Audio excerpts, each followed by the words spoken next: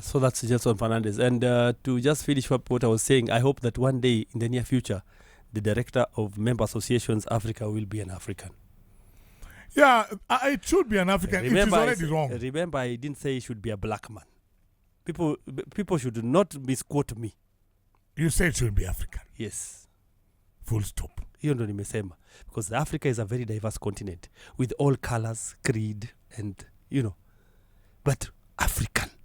Yes. Who goes home to Africa? Yes. Who calls Africa my motherland?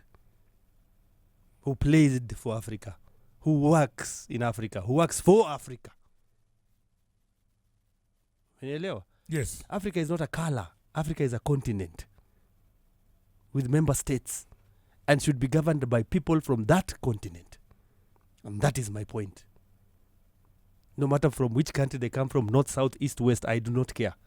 But let Africa be governed by Africans. That's my point. But time for handouts is Meisha. We have people who are capable of running these offices. And it is high time we lobby. Why should we lobby? We should actually...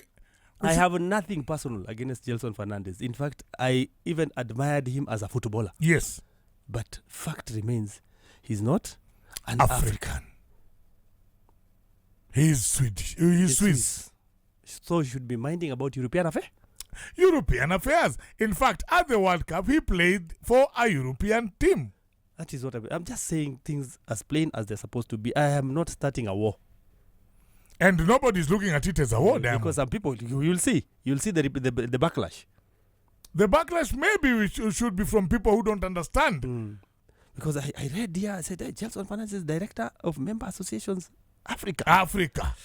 Gelson, is this the same Gelson? Then when I looked at it, it was him. So, Africa is controlled from Europe. Yes. Our buttons are pressed from Europe.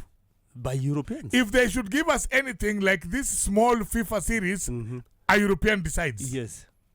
No African is on the table when they are deciding these things. Yes, those things should change.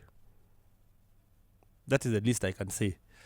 I like the commitment FIFA is showing to women football, to the growth of women football, but I would like Africa to be put on the same table. When the decisions are made, Africa should be on the table. Yes. When decisions are made, and that is my final point. And that is actually the normal nature of things.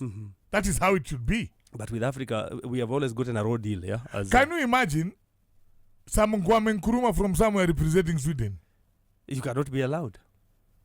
FIFA, head of member associations for Africa, for Europe. For Europe. Kalusha Bwalia. Can it ever happen? Can the opposite be true? It can never. So why can't we address the issue? And why can Africa not be respected enough to be put on the table? Because that shows a lot of lack of respect, Diamond. If you ask me, this is a personal opinion.